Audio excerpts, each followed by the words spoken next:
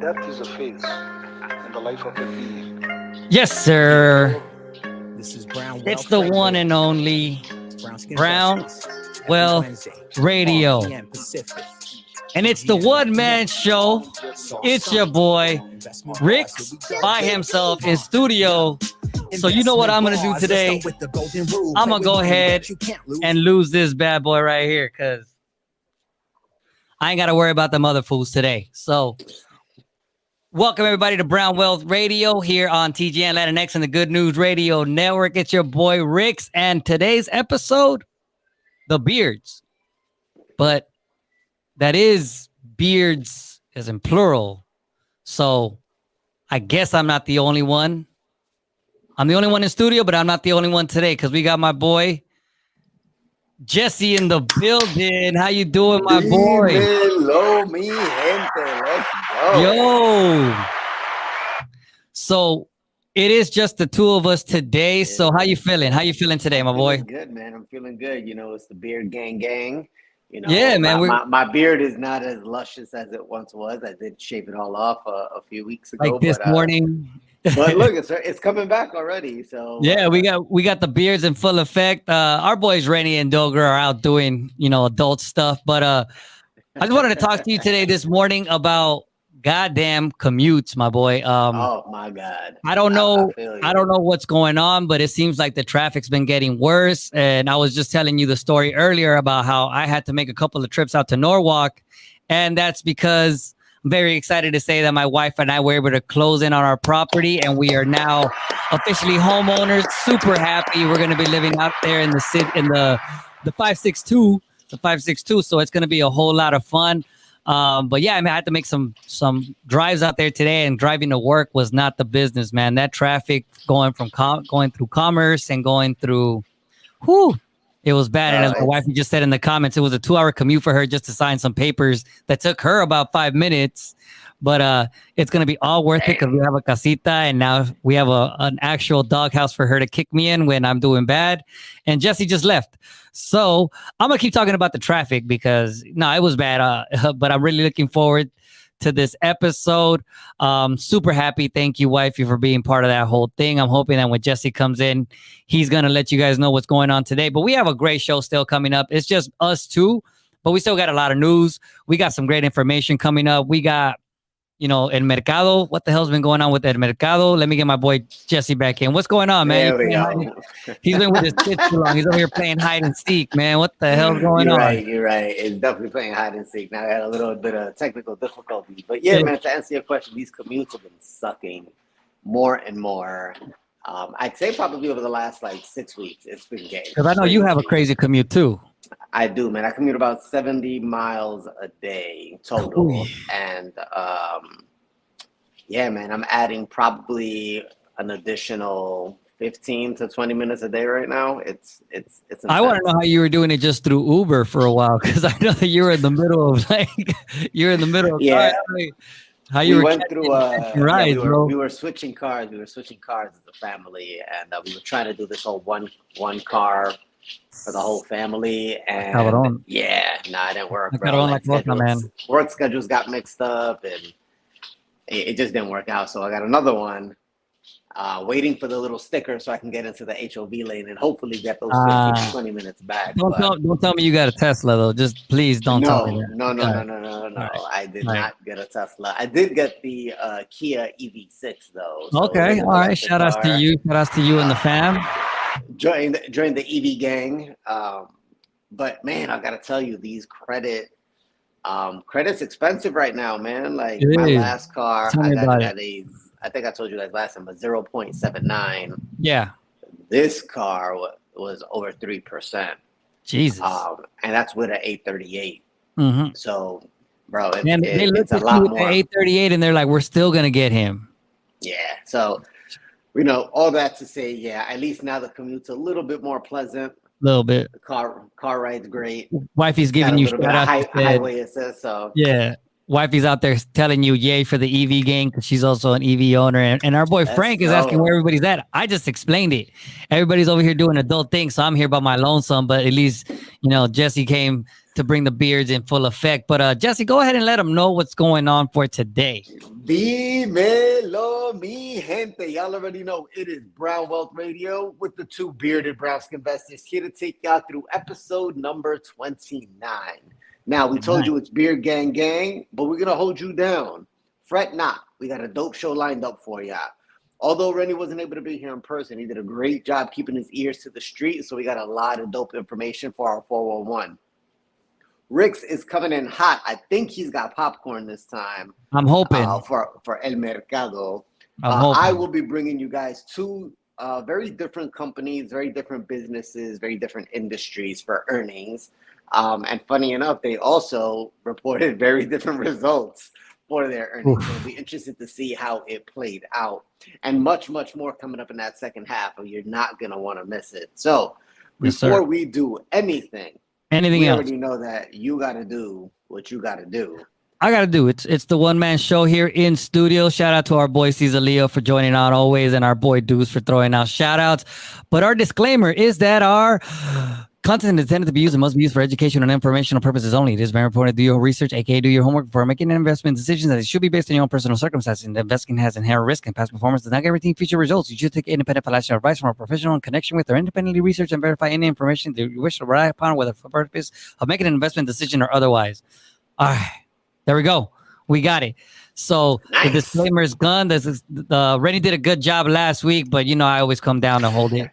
I gotta hold it down. So, but let's keep this ball rolling, man. Let's hit him with it. What's the 411, hon? What's the 411? I got it going on. I got it going on. What's the Well, 411? don't fret, people. Boy. We promise you we're gonna get this static. Yeah, something with the static, but we'll get it fixed. We're working on it. All right, so for the first story I got for you guys, it's about Apple. So I'm sure you guys saw we had the Apple event happen not too long ago, right? So shout out to all the Mecca cappers out there. Now, Apple Inc. is backing off plans to increase production of its new iPhones this year after an anticipated surge in demand failed to materialize, according to people familiar with the matter. The Cupertino, California-based electronics maker has told suppliers to pull back from efforts to increase assembly of the iPhone 14 product family as many as 6 million units in the second half of this year. So that's pretty interesting that they're deciding now to pull back. Yeah. So, what are your thoughts on it? Quite honestly, from what I'm hearing or what I'm seeing, it really does seem like a lot of people just aren't into buying the Apple every year. Obviously money's tight for most people, but buying pretty much the same phone every single year just isn't as cool or as feasible as it used to be. So I really think a lot of it is that, but it could potentially just be based on, costs and shipping, supply and demand obviously is always the biggest trigger when it comes to, having to shut down, whether it's building things, selling things, shipping things. So I don't know. I think it's just what we're going through right now. Yeah, I mean, I don't know if I agree with everything you were saying. Like, I don't think the iPhone 14 is exactly like the iPhone 13. You convinced me but otherwise. I know that that's the knock on the iPhone, right? But it always sells it, like all the new features that are coming out with it. Yeah.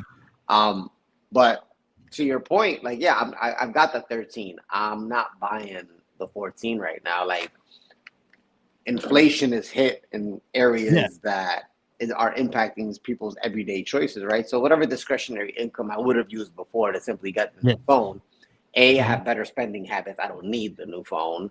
Yeah. But it's also like, hey, for those who have to make a choice, yeah, I would love to have the 14. I always get the new phone, but yeah, milk and eggs is up 34% year over year.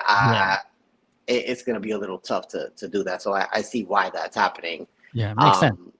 Yeah. Interestingly enough, though, Apple went up today in the market. So, I mean, Frank got a good point, and I mean, it's just one of those things where maybe they're trying to keep the price high by not selling as many right now. It's like the Jordan shoe effect. It could be that too. All right. Lower the supply so the demand goes higher. lower the supply Yeah. to keep the price high. Yeah, Okay, it I can could see be that that. argument. But there's a I- lot of what you said is very true. You know, with inflation and everything, discretionary income being down for a lot of people. I mean, somebody like you have like an 850 credit score, and you still have to pay interest. So that's more costs that you probably would have probably used for, you know, your $10 a month for buying the phone. So Exactly. Like sometimes people are just gonna make those choices. So let's move on to you know, you kind of sort of fall into this, but not really. I'm there, but I'm not there. But yeah. Right. You kind of passed this phase already, right? But mortgage refinancing drops to a 22-year low as interest rates surge even higher. Wow. Mortgage rates drove even higher last week after the Federal Reserve signaled that it would continue its aggressive action to cool inflation. That and rising uncertainty is the overall housing market caused mortgage application volume to drop 3.7% last week compared with the previous week. Wow. After a strange rebound the week before, applications to refinance a home loan declined 11% for the week and were 84% lower than the same week 1 year ago. 84%? 80. Sorry, wow. No, I think you're right. Yeah, 84% lower than the. I mean, it's astonishing. Yeah. Sorry about that. No, you're good. And they're now at a 22-year low because there are very few borrowers who can benefit from a refinance at today's rates. I'll get into that in a second. Now, the average contract interest rate for a 30-year fixed mortgage with a conforming loans, which means $647,200 or less, increased to 6.52 from 6.25. That's pretty cool that the numbers just got inverted, right? Yeah. Now, that's pretty intense. Now, think about that with a 20% down payment. That's the highest it's been since 2008. So you just got the keys to your new place. Yeah. Luckily, you were not in this six change. Yeah. Right? It's I mean, we talked about it a couple of weeks ago where I was feeling very fortunate, but it did have to do with the fact that I was aggressive when the rates had dropped. The rates had dropped from their highs, so it kind of allowed for a little bit more maneuvering, and home buyers weren't as aggressive. So it kind of became, you know, a little bit of a buyer's market as the rates were kind of going lower. So I kind of jumped in that window, which, you know, very fortunate. But to see these rates rise was something that was worrying me as I was going through this whole ESCO process, because I wasn't very aware of how that would work, whether they would be able to lock in my rate. And I was very attentive the entire time. Every time I saw something to sign, I was like, make sure the rate's the same, because it's a lot lower than what this is. And with that said, that would have actually put me in the unable to perform category because it was so tight. That window was so tight for me. Got it. And I wasn't at a 20% down payment. So, you know, a lot of things could have happened, and that would have been, I mean, super tragic. Yeah. But, you know, like think about it on an average home. I don't know, a $500,000 home out here in LA. You're getting a smaller home than you would normally get, right? Yeah.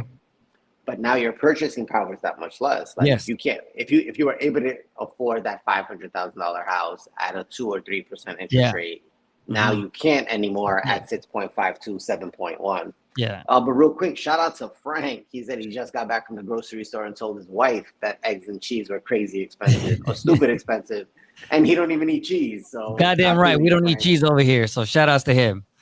But yeah, like so, I was wondering when looking at those rates, Jesse, and there was a lot of talk about it becoming a buyer market because sellers were going to have to concede more. But all it really did was kind of narrow the window of the amount of buyers per property because everybody's purchasing power, as you said, went down. So, you know, well, who do you think actually gets the benefit from it, though? I mean, when it comes to rising rates, it really, the only people that really benefit are the banks. Exactly. And right now, you remember we spoke about it a few episodes back, but there's a lot of hedge funds and investment companies that are buying up single family homes throughout the U.S., right? Yeah. And so if you raise the interest rate, right, you raise the interest rate, you take the average American's ability to buy that house away from them. These major institutions, they're going to find a way to get that money, buy that house, rent it out, wait for that to come back into it. Yeah. So So I understand the play there. Now, refinancing, like, yeah, if you're under what the current rate is, why would you want to refinance? Yeah. And for some granted, people, obviously, you get into that position where you want to pull money out, and there are options. And we talked a little bit about HELOC, never really in depth. And you did speak to, how it's not as perfect as it seems, but overall, all it really did was narrow the amount of buyers, narrow their purchasing power because of all of the factors that go into when you're getting processed and you're getting approved for the loan and you're going through the whole shebang. So, but 84% from last year, as far as just well, think about how much that rate's gone up. Last year it was low twos, mid twos. Now it's high sixes. So I mean, it's becoming that it's a bear market, I guess, officially for refinance officers and people that are doing that kind of stuff. So, what's funny though is that I was reading another article today that we're not going to cover right now, but it keeps reminding people that back in 1981, the APR on a home loan was like 18%. So yeah, we got a long way to climb still. Yeah, but that is also like on a $50,000 house, because I mean that's the reality of it. People were getting 100,000. But think about it. 25 years from now, well, it's what we're more than obviously 25 years removed from 1981. But in the next 40 years, people are going to say the same thing that you're saying right now about us. Yes. Oh yeah, well, you're paying 6.5% on a $500,000 house. We're paying X amount on $1 million house because now all the property value went up. So it's apples to apples in a sense. But, it is. Let's move on to this other very interesting story. So the UK central bank intervenes in market to halt economic crisis. The Bank of England took emergency action on Wednesday to stabilize UK financial markets and head off a crisis in the broader economy after the government spooked investors with a program of unfunded tax cuts, sending the pound tumbling on the cost of government debt soaring. The central bank warned that crumbling confidence in the economy posed a material risk to UK financial stability, while the International Monetary Fund took the rare step to urge a member group of 7 advanced economies to abandon its plan to cut taxes and increase borrowing to cover the cost. The Bank of England said it would buy long-term government bonds over the next 2 weeks to combat a recent slide in British financial assets. The bank's actions are focused on long-term government debts where yields have soared in recent days, pushing up government borrowing costs.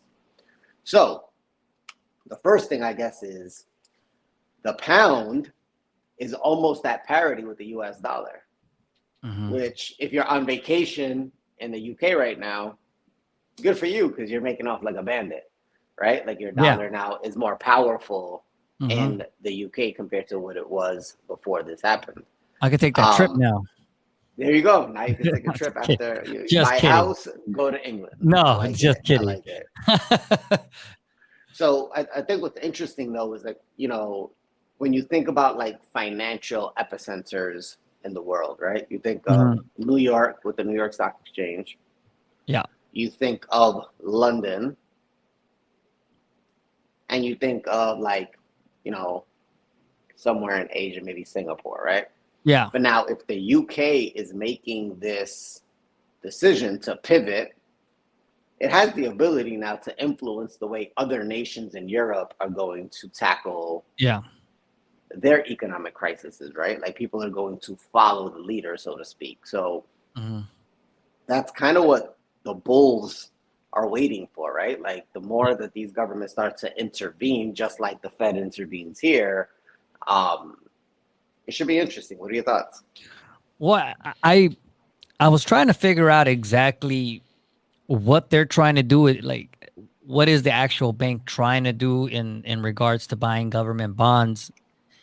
I'm trying to figure out what's that really doing. They're buying the bonds because the financial market started to decline, right? So they're buying the bonds to put more money out. Okay. Right. In order for them to buy bonds, they have to spend the money, which means there's more money that's out there. Okay. When they start to sell treasuries, that means they're taking the money back in and restricting the flow of cash. Yeah. And as their pound plummets compared to, it's compared to the US dollar right now. What would that do in terms of their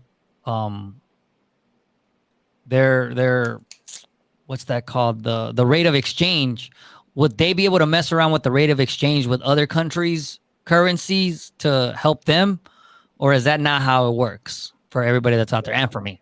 That's a great question that I can't answer for you. I'm not the guru on like currency exchanges and how that all I mean, works. They could say, you know, we're the same as basically they're the same as a dollar now, but they're still gonna exchange their rate for the same, like when it comes to like pesos or yen or whatever the case. Oh no, I think it still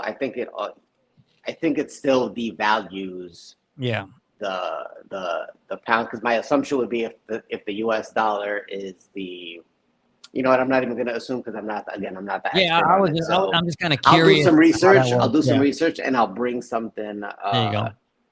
Close. I'll bring something up next week. I'll do some research on it, but real quick before we move on, because I know we're running close to the next segment. We're good. Shout out to Cesar Leo. When some doors close, others open. Refis are dead. Banks are in the business of lending. There are a lot of opportunities when financing starts getting creative. And I'm sure they will be creative. Yeah, he knows. He's in that business. He does real estate. And, he understands it very well. So yeah. So if you're in the market in LA, holla at Cesar Leo, knows it all, because he clearly knows what's happening in that real estate market. So. And if you listen to his show, you make sure he knows it all. So he can help you that way as well. So make sure y'all check in on Tuesdays at 1:00. A plug for him. And you're going to do this other story, or we're going to keep it moving? Oh, you know what? Let's go ahead and keep it moving. All right. So as always, when you read the news, even when it's coming from me and Jesse. If you don't read the newspaper, you're uninformed. If you do read it, you're misinformed. Yes, sir. So let's keep this ball rolling, man, because I need some money. Right now, I need some money. We all need these dollars. Give me a couple dollars, because God damn, life is rough right now. I couldn't even buy me my iPhone 14. So, bro, I got two little girls. I need these dollars to buy milk and eggs, bro. So at Mercado today, we actually had some maíz. So bust out them tortillas, them sopes, the whatever you got. Where's the maíz? Hey, we had a green day, everybody, so that was good. Although it hasn't been very good over the last couple of weeks, we did have a green day today. The S&P 500 went up 71 points to 3,719. The Nasdaq went up 222 points to 11,051 and 0.64 points, and the Dow Jones went up 548 points to 29,683. Mind you, these numbers are still lower than what they have been, you know, from last week, the week before that. So it's one of those things where we've taken 4 steps backwards and we took 1 forward today. So I wouldn't even call it a full step forward, but I guess you're right. We just hopped a little bit. Yeah. Celebrate the little bit of sunlight. Yeah, exactly. Shining in. Yep. But shout out to the chat. We'll talk a little bit more later on. But just because the market is going down or the market is going up does not mean you cannot make money in the market. Yep. So, we know we're learning that. We're learning that because we're going to talk about it a little bit later on too, as to how you can learn how to make money when the market is down. Just a little teaser for y'all. As always, you're listening to Brown Wealth Radio here on TGN Latinx and the Good News Radio Network. And we're going to keep it moving because we got some earnings business for you guys.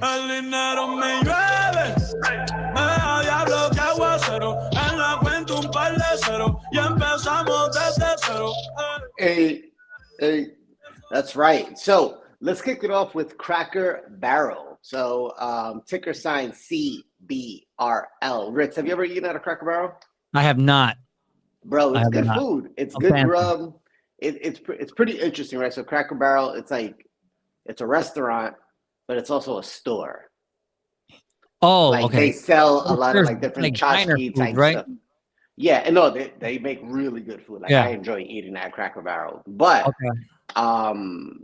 Cracker Barrel is also a publicly traded organization. So they had an expected earnings per share of $1.38, and they actually beat that by a whopping 13.27%, coming in at $1.57. Okay, that's pretty good. They had expected revenue of $836.93 million.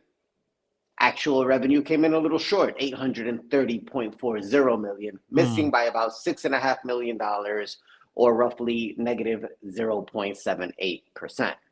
Now, I normally when I cover earnings, I give you guys how they've done, and I've given you guys a lot of good news, like, oh, this company beat 4 quarters in a row. Well, Cracker Barrel did not have such luck. Cracker Barrel is 2 for 4 as it pertains to earnings per share beats, and has only 1 for 4 in beating revenue expectations.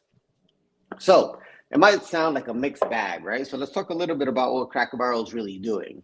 So Cracker Barrel's revenue increased by 5% versus this time last year. Okay. Same store sales increased by 6.1%. If I told you that, Riggs, would you say, hey, that's a good job or a bad job so far?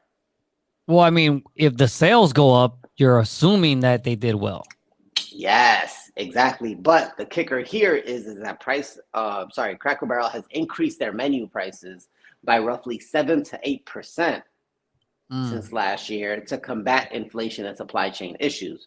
So yes, overall store sales are up 6.1%, but you're also raising the prices of the things you're selling by 7 to 8%. So always good to look into more than just the top line numbers, right? So some other cool stuff about Cracker Barrel. So they are putting a lot of focus into their Maple Street Biscuit Company. They're opening 10 new locations coming up. We got about 30 seconds for this one. We got about 30 seconds. Ooh, 30 seconds. All right. So they've got 715 total restaurants. They are losing the baby boomer demographic, right? So the retirees. Yeah. Why? Because nobody, who's going to pay an extra 7% for food? Like, I'm going to stay at home. Yeah. Now, we're going to give you a little bit more when we get back from these commercials, but let me give it back to Rick to take us there.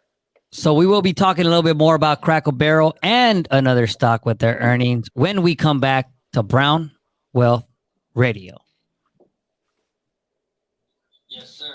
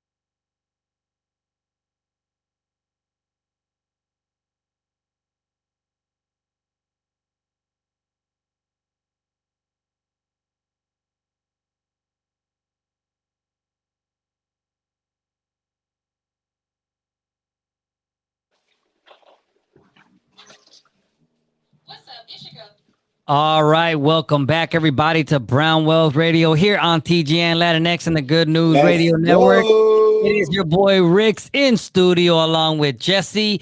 The beards are back in full effect. And as always, thank you so much for checking us out on TGN Latinx and the Good News Radio Network, and also YouTube for everybody that's always with us. But you know what would be really cool, Jesse? What would that be, Ricks? If the people that were in our comments or anybody that's watching us or listening to us decided that they wanted to become part of the team.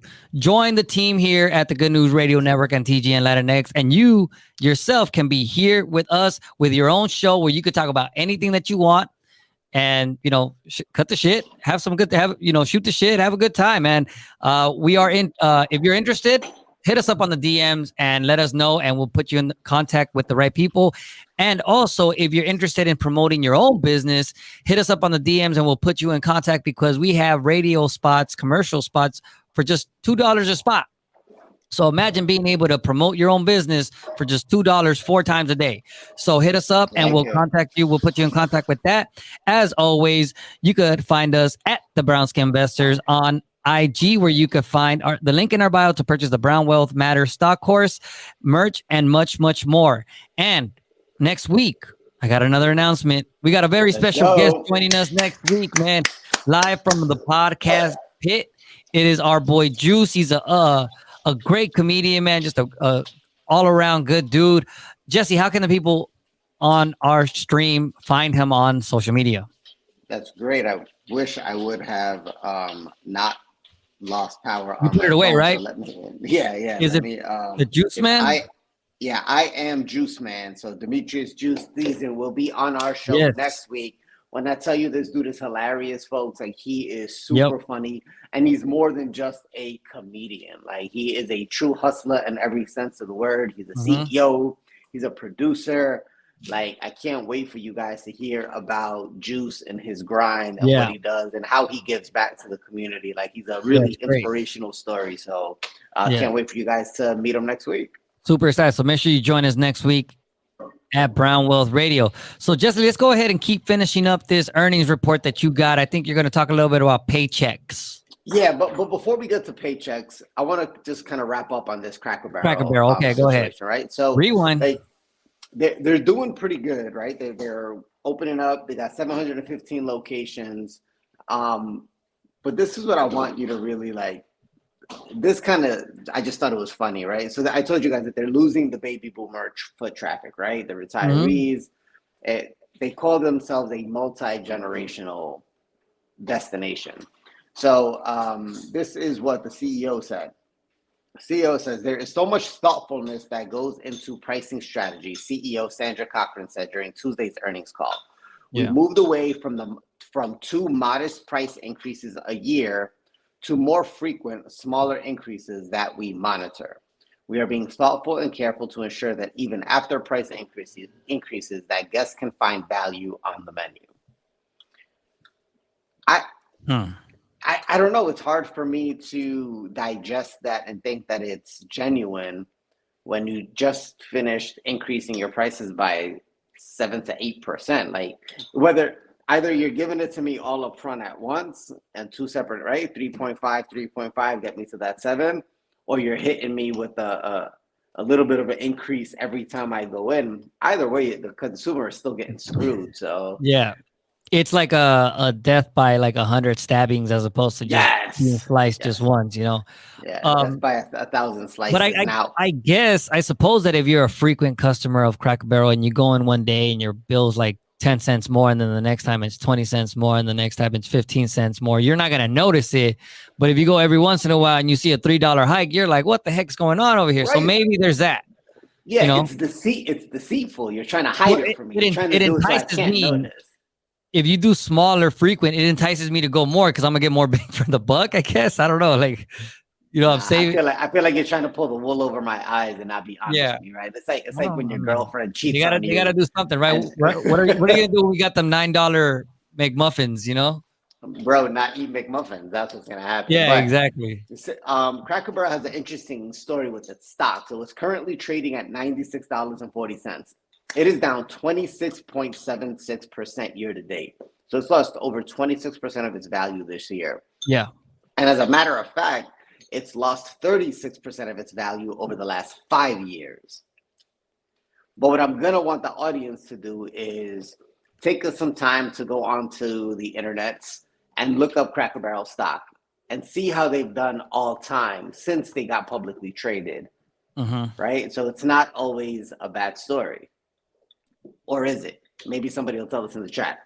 Now, with that, let's move on to Paychex. So Paychex is an awesome organization, right? They help businesses with payroll, taxes, all that sort of stuff. They cut you your paychecks, right? Get it? Paychecks? Yeah. Now, they had an expected earnings per share of 97 cents. Their actual was $1.03. They beat by 6%. That is a 15.7% increase year over year. That's pretty good, right? I think that's pretty damn good. Expected revenue of 1.17 billion versus an actual revenue of 1.21 billion, beating again by 3.5%, making it an 11.4% year over year increase. Double digits on both top and bottom line, I think is pretty damn impressive. Now, Paychex is also in this category of companies that beat both top and bottom line expectations for at least the last 4 quarters consistently and by big numbers. So shout out to Paychex. Now, Paychex stock is outperforming its competitors. It's up roughly 5.1% gains. Its industry is at a 3.8%. Both are beating the overall market, but Paychex is not just beating the market, it's also beating its competitors. Nice. Paychex has adjusted their forward-looking guidance. Like, Paychex is doing a lot of things right. The stock today alone is up 3.58% on its earning results. It's trading at $117.38. However, Paychex is down 12.74% year to date. It's up 95% for the last 5 years. And again, it's pretty solid. Do what you will with that information, but maybe the audience will also want to go in and see where Paychex is at all time since it came onto the market. So, ladies and gentlemen, that is your earnings report for episode number 29. Great job, Jesse. I've always wondered. Go ahead. No, I was going to say we gave you a little bit of food, some dining, and then a company that probably helps provide the paychecks for the people who are cooking and serving you that food. So, but go ahead, Rich, you were saying? It's always fun, like listening to you guys talk about the earnings reports, but I'm not going to lie. Sometimes I'm a little, okay, that sounds great. Like, all right, EPS, that's cool. YTD, that's amazing. And the reason why I'm talking about that is because maybe that there's people that are listening to our show who are like, this is interesting, but what the hell do these numbers mean? How do I make sense of them? We're talking about all these prices, and it reminded me that I want to do something that we haven't done in a while, and that is bring this back. Yesterday's price is not today's price. What? Yesterday's price is not That's right. today's price. So when we're talking about prices today, He's certified. It's certified, right? We're talking about prices today, certified prices today. I wanted to bring up something that we haven't really talked about a lot in our show, but it's super important to us because this is essentially where we got our start as Brownsk investors. And that is the Brown Wealth Matters stock market course. And so this course, for anybody that hasn't followed us or hasn't taken the course, I wanted to go over exactly why we're so adamant and so passionate about what we do. And Jesse, you were one of the, you were essentially one of the main ghostwriters, I guess, ghostwriters of this when we did this all together. But for anybody that listens to our reports, whether it's earnings, whether it's El Mercado, whether it's, even the credit stuff, we want you guys to know that this is something that we've been building for some time. And we do have a 6-part webinar course called the Brown Wealth Matters Stock Market Webinar Course. As always, you can find the link at our Instagram at the Brownsk Investors. But I wanted to give the people the preview about what we actually do in this. So if you're listening to us and you're interested in learning a little bit more about how this stuff works, we're going to break it down. We're going to give you guys a little bit of a sneak peek for free today because yesterday it was not free. Today, this sneak peek is free. So And our first tomorrow it won't be free. tomorrow will not be free. But our first episode, our first webinar was just welcome to the stock market. And we talk about some basic terminology. We talk about how actual stock prices move up and down, what type of securities there are, and also just the basic first steps of investing. Now, when we were putting this together, Jesse, what do you think was the main goal in that first episode? In that first episode is literally your introduction into what the stock market is, right? A lot of the average American does not spend their time listening to CNBC. Yep. They hear about the stock market, they know it exists, but they don't necessarily understand why prices go up and down, or how people make money or lose money, or they just think that everybody loses money in the market and only the big banks get to make the money in the market. Exactly. So we give you the breakdown of how the market works, why, like how it even started, what were the first commodities that were traded. One of the things that you hear us talk a lot about on this podcast is the emotions of investing, because investing is a lot about controlling your own emotions. Because it's very counterintuitive. So it's learning how investments actually work. Yeah. And it's not just about the stock market. You apply these learnings to your everyday life. Yeah. You start to learn how to better manage your money and understand that we give away or we sell 40 hours of our time every week. Yeah, so that's the basic foundation of the first one. The second one, we call it understanding the basics. And in this one, we talk about the markets. We have our primary market and our secondary market. We talk about the whales, which are the big, institutional investors. We talk about the magic of compound interest, what we've talked about before in the podcast pit. We talk about stock splits. We talk about funds and bonds, not just James Bond. We talk about market cycles.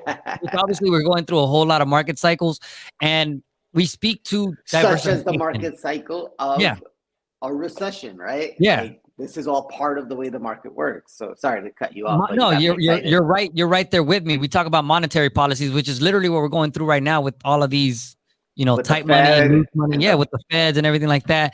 And we show the difference between a bear and a bull market. And, I think it's pretty clear what type of market we're in right now. So we do give an understanding more of the basics. Webinar 3, this is where we start to come in and give you more knowledge as far as how to take care of your money. And it is risk management and strategy. We talk about risk. What type of risk is there when you're investing?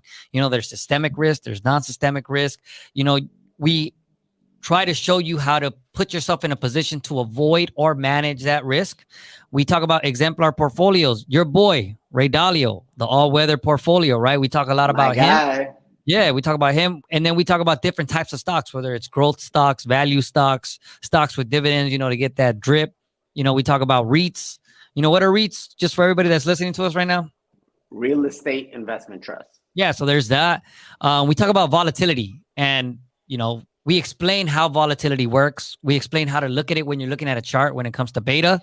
And something that's tied a lot to the emotion, and that's the fear-greed index. So we really break that down in webinar 3. And you're like, man, there's a whole lot of information, but wait, we're just halfway done. The fourth one, here you go. This is probably the most in-depth that we get as far as our webinar series, and that is fundamental research and technical analysis. Now, as you guys have probably seen us, when it comes to speaking about fundamentals and technicals, Rennie's the guy that can look at the technicals and really break them down. And he's really good at doing that. And Jesse, when we do earnings, he explains what the fundamentals are. So he shows a good way for people to think about it is when you understand the fundamentals, it'll tell you what companies to invest in. By understanding the technicals, it'll tell you when to invest in those companies. Yeah, so there's that. Jesse shows you how he does all of his homework. He shows you how to do analysis on companies, and that's essentially when you're talking about earnings, that's how you look at these companies. He talks about the big 3. He talks about income statements, balance sheets, earnings seasons. We're always talking about earnings season because it's such it's such a big part about the economy. And then Randy comes in and he really breaks down how to look at charts. If you've ever seen those charts when you're looking at stock prices and how they're going up and down, or you have averages and volume and indicators and all of these things, and we really break that down. It's one of our longer webinar episodes, and it's a whole lot of great information. Webinar 5, we start to talk more about how you can put yourself in a position to invest and take care of yours and everybody else in your family, investment accounts and placing orders. So Jesse really brings a lot of information as far as understanding all of the types of accounts that people can invest in. We have employee sponsored, we have retirement accounts. Whoa, is that you? Yeah, I don't know why this is. You're listening to me right now? Yeah, I'm definitely listening to you That's right good. now. There We you talk go. about Go retirement. It sounds so nice. We have to say it twice. We got retirement accounts. We got dependent accounts. So in case any of you guys got little ones running around, you know, like some of us soon will, you could learn about what type of accounts there are for the best situation for you and your family, because they're not all the same. And we have custodial accounts. We have taxable accounts. We have, later on, we teach you how to place an order when you're investing, like how to order stocks, how to buy stocks, how to sell stocks, how to take care of yourself, how to manage that risk, and just a whole lot more, the type of orders that there are. So this one really puts you in a position to understand where to place your orders, how to buy and sell, and then where that money can go. So it's a whole lot of info. And then we have our last one. It's bringing it all together. And Jesse, do you want to talk a little bit about it's like a happy kumbaya moment, man. It's how we understand how each one of these stepping stones brings the whole market to fruition. Yeah. It sounds like a lot of information. It sounds like it can be very confusing, but I promise you that we break it down in a very easy and digestible way. Fun. And you get to see us. Time. Yeah. Yeah, it was hilarious. We had a great time. There's a bunch of funny things that you guys will be able to see and really hammer home the messages without feeling overwhelmed. So yeah, give it a shot, man. Check it out. So we are not like most companies. We are not like Cracker Barrel. We're not like Apple. We're not going to gouge you for prices. Our inflation is not there because we're here to do what? Help our people. So today, if you're listening to this and you go on Instagram and you look at the link for Gumroad, you will be able to purchase the Brown Wealth Matters stock market course at a discount of 50%. What? Let's go. With the promo code appropriately titled, apropos, with the discount code, promo code of TGN Latinx. So we got to give shout outs to the fam. And that link will be ready tomorrow. And we're going to post it on social media so that make sure that we're not going to post it on social media because only you that are listening to us or listening to us on the Good News Radio Network will have access to this promo code. So make sure you listen, make sure you buy. And it's a great stocking stuffer because it works. It's a whole lot of information. Absolutely. You get us for over 6 hours of great information. You learn all of the things that we just talked about. And it's just a great thing to have for those that really want to understand the market, really want to understand how to invest, and really want to understand about how to learn and grow that generational wealth. Anything you want to say to tie that up? Because I just ran on out of long ass sentence. Bro, you killed it right there. But no, honestly, I think the only thing to add to that is that this is the time to invest in yourself. You're getting it for 50% off. You get to learn about the market while the market's down so that you can capitalize as the market is going up. So invest in yourself. Promise you we won't let you down. Yep. So that was fun, and I'm hoping that you guys all have a chance to check that out, and you guys could help support the cause because we really do it to try to help everybody out. But at the end of the day, we are doing this because we're trying to promote something. So let's keep this moving. And there is no credit, Chris. So I'm gonna need you to do your best Chris impersonation today, Jesse. Oh, I don't know. Let's go.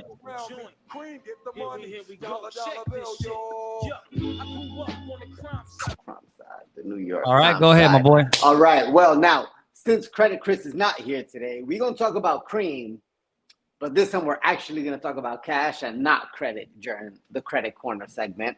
Mm-hmm. Specifically, I want to talk to us about savings accounts. Okay. Right? So we just talked to the people about the Brown Wealth Matters stock market course.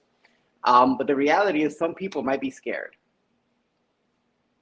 The market's been a shit show this year, right? Like, if you're just coming into the market, it can be a little scary. If you're thinking about getting into the market, it might be causing you to rethink your strategy. Yeah. Now, the reason I bring this up is one of the things we cover in our Brown Wealth Matters stock market course is Latinos as a community, we wind up not really trusting banks. We don't trust the stock market. So what do? We keep all our money in straight cash. Straight cash, mattress, and yes, a sir. Nike box, and a luggage somewhere hidden in the house. In a roll. And put it in a roll. The floorboards. So, but realistically, if you're just keeping your money in cash, you're losing money, right? Inflation is at over 8% right now. So that dollar you had last year at this time is worth a little less than 92 cents right now.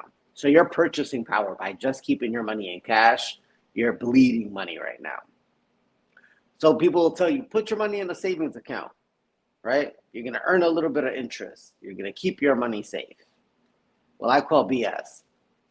The average bank, the national average for savings accounts will only pay you 0.13% for the money that you put into your savings account. 0.13%. And then they're going to take that money and then lend it to Rick to buy his house. God damn. Right? At a much higher than 0.0. At a much higher rate than 0.013. Yeah. So here's the kicker. So I looked up some of the big banks, right? So Chase offers you a 0.01%. 0.01% on your money. So you have to invest like $10,000 to get $1, if I'm correct. Something like that. Yeah, right? Citibank, a little bit better, 0.05%. Bank of America, 0.01. Motherfuckers are stingy. Yeah, because they turn around and have mortgage rates for 7%, but are only giving us that amount. Now, one thing that I read about recently was if you tend to go with the bigger banks, you're going to get a lower APY on your savings account. But if you go with your local banks, smaller banks, online banks, you're going to get a higher rate, which is nice. You're not going to make enough to offset inflation, but at least you're not hemorrhaging money as quickly. Yeah. So I bring this up to talk about high yield savings account. For those of you out there who do have a larger sum of money saved up, there's a lot of benefits to opening a high yield savings account. First of all, right now, high yield savings accounts are at over 2%. Over 2% compared to your regular savings account of a 0.01. So you're at least getting 2% on that money. And a lot of these online banks, when it comes to these high yield savings accounts, will give you money like a bonus for depositing said money. So for example, I took advantage of Discover had a high yield online savings for 2.15% APY. And they gave me $250 for depositing money into that account with no time restriction for me to take that money out. Mm-hmm. Yes, I know it was hard to believe because I called myself to verify. I was like, all right, I deposited my money. I got the $250. How long does my money have to stay in there before I can move it? The young lady was very helpful, very professional, read through the whole thing, was like, yeah, no, there's nothing that says you can't. Feel free to take the money out whenever you want. Awesome, thank you. Fast forward to last week, I get a wonderful email from American Express saying, hey, we have a high yield savings account. And if you deposit X amount of money, we'll give you $350, but you got to leave it with us for 90 days. Okay, take that money, transfer it over to American Express, leave it there till January, get my money back plus the $350. So in a 4-month span, I will have made over $500 just for moving my money from a high yield savings account to another high yield savings account. That's what's up. And now we might say, hey, like that doesn't sound like a lot of money. Listen, man, I'll take $500 for doing nothing. Any day. All day, every day, Any twice day. on Sunday. Yes, sir. So it's pretty interesting, right? So I say that to say, do your research. So I'm going to give you a free one. I'm going to give you one that's actually really dope. Capital One. Capital One right now is giving a whopping 2.15% on your savings account with no minimums and no fees. Wow. That's a great one. It's a great one. Now, you're not going to get a bonus for putting your money in there, But regardless of how much money you have, you can at least put it into a Capital One online savings account. Yeah. And get at least 2% on your money versus the 0.01 that Chase, Chase and Bank of America are trying to give you. Yeah, and I mean that even though it's just 2.15 compared to the losses that we've been taking in our portfolios plus inflation, I mean, I think anything at this point is going to be helpful. But that's some great information, man. Yeah, and, so it's about making sure that we're being creative. You know, to Cesar Leo's point, right, in the chat, be creative with how you are using your money. So. Yep. And we're getting close to the end of the show, but Jesse, I got a little surprise for you as far as our last segment. Let's do it. Dumbo before it was Dumbo for like $2 million. That same building today is worth $25 million. Guess how I'm feeling? Dumbo. All right. So today, unfortunately, we lost a major figure in the world of hip hop, and Coolio. You know, and the reason I wanted to bring him up is obviously, you know, rest in peace to him. But he had such an influential song in Gangsta's Paradise. Yes. Now, my question for you, you know, he's got a lot of bangers, but, you know, when I think of Gangsta's Paradise, I think of the movie Dangerous Minds. Yep. So I guess my question for you today is, and I'm going to give you a little bit to think about it because we are finishing up on the on the Good News app, but we're going to stay here on YouTube for a few more minutes. What song best describes a movie? Or when you think of a movie, what's the best song that automatically when you think about it, a movie comes up? Oh, wow. That's actually a hard one. I thought you were going to go a different route. I thought you were definitely going somewhere different. I'm going to go ahead and my favorite Coolio soundtrack is Fantastic Voyage. But say that again. What? I'm gonna say when I'm talking about songs that go with the movies, take away the soundtrack ones. Like take away the you know, like the Disney songs that, you know, the music is made for the movie. I'm talking about a track that's in a movie, but when you think about that track, you think about a movie.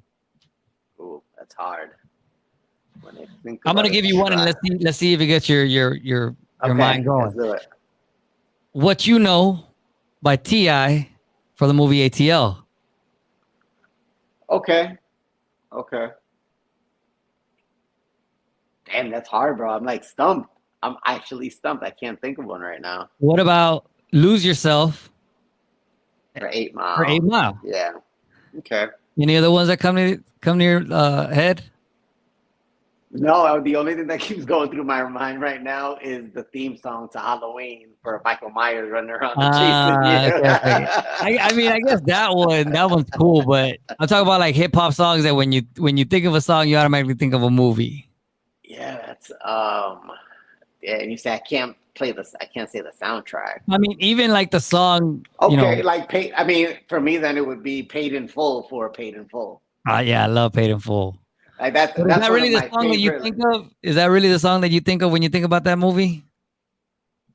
Yeah. Okay. What about Juice for Juice? Yes, agree. Damn, see, that's another great banger. Okay. Like I'm trying to think of my mind is going all over the place because I'm thinking of movies with hip hop artists in it to try to tie them together, and it's not working. Yeah, a lot of them like Belly, and I can't think of a song. Yeah, see, there's no song for it really that thinks about it. What about We Be Clubbing for Players Club? Oh, for Players Club, yeah. These are all off the top, bro. You gotta catch up, Mustard. Oh, see, yeah, no, my iced tea is holding me back. There you go. Another one that I like is Neighborhood for Friday. Throw your neighborhood in the air, boom, boom, boom. If you don't care. Yeah, but that's not real. I mean, if I heard that song, that's not. Yeah, it wouldn't. No, okay, maybe not then. Maybe not. All right. Any other one? Yeah, bro. I don't know. You got me completely stumped. Look, I'm gonna give you 30 seconds to look in your phone and see if you can come up with any other ones. I'm gonna give you 30 seconds because I was really thinking about. I was like, you know what? Every time I heard that song, all I thought about was Dangerous Minds. No, you're right. Like you're right. I think that's the song. Like that's what does it for me, right? Like every time I hear that song, I just want to go put on a leather jacket and like karate some kids at school. Like, okay. Romeo Must Die for Romeo Must Die with Aaliyah. Okay. Yeah. Maybe. I might give you that one. I don't even think that's the name of the song, but it's the song with her. The video with her and Jet Li. Yeah. I want to say DMX had a feature. But I can't remember the name of the song. Yeah. Well, go ahead. Yeah, take 30 seconds. This was a surprise. I will not lie. I literally thought about this question throughout the show, and it came up at the moment. And I really wanted to make sure we talked about it, but I was just, obviously, rest in peace. It's really unfortunate what happened to Coolio, and I will tell you that my favorite Coolio song was actually "Fantastic Voyage" and not. And he did a real good job of just sampling songs and just pretty much remaking them, huh? Yeah. He did a lot of those. Coolio was a very talented artist, man. I don't think he got enough credit for what he was doing. And I got to give him credit for his hair, bro. Like, I had never seen somebody rock hair the way he did. Now I feel like everybody does it. How old were you when you first got that haircut? Oh man, my hair. Nah, I never got it. But yeah, bro, you got me stumped. I'm over here scrolling. I got you all the way fucked up today. Yeah. All right. So when you guys here we go. Rush hour. Can I get a from Jay-Z? There you go. But I'm not gonna lie to you. When I hear that song, I think of like Jay. I don't think of the movie. Yeah. Okay. What about it just kind of clicked. What's that? What's the song? It's Hard Out Here for a Pimp. What's the name of the movie? Oh yeah, it's hard out here for a pimp. Hustle and Flow. Hustle and Flow. You got that Hustle one. And Flow. Now that was an amazing movie. One that I wanted to give credit to, but I think it was just it was made too much for the movie was the 50 Cent song for Get Rich or Die Trying, like the one that goes, light the fire in the air. I won't burn unless you feel it. That one? Hustler's Ambition. There you go. That one. What about the theme song to Power? Oh, they say this is a rich town. Yeah. I just came from the hardest part. Yeah, but I mean, that one's more of a theme song, so that's kind of cheating. But that was my get Jesse stumped. Jesse will bring you and show you all the fundamentals and earnings. I will come up with the random ass shit about hip hop that nobody knows. That is what I do. Don't leave me in a studio alone because that's the type of shit I be thinking about. But Jesse, thanks so much for joining me. I can guarantee that I would not have done this show by myself. I don't know how our boy Cesar Leo does it, and obviously he's got his team, but it is hard to man the station, man the booth by yourself. But thanks so much for joining, and I won't be here next week, so I'm looking forward to hearing that interview with Juice Man, our boy. With Juice. And you got it. You're gonna hold it down. But to everybody that's still on YouTube, thank you so much for joining us as always on Brown Wealth Radio here on TGN Latinx and the Good News Radio Network, along with YouTube. We will see you guys next week, and we're gonna let you guys go with some fire. Yeah, it's been a minute. Yeah. I like fine wine, bro. You get better with age. It's time. It's classic. SL, Sun. Team Classic. Check it. The whole scene in hysteria. Flippings on the track. I'm burning up the area. Wonder how the hell your boy keep on spraying up.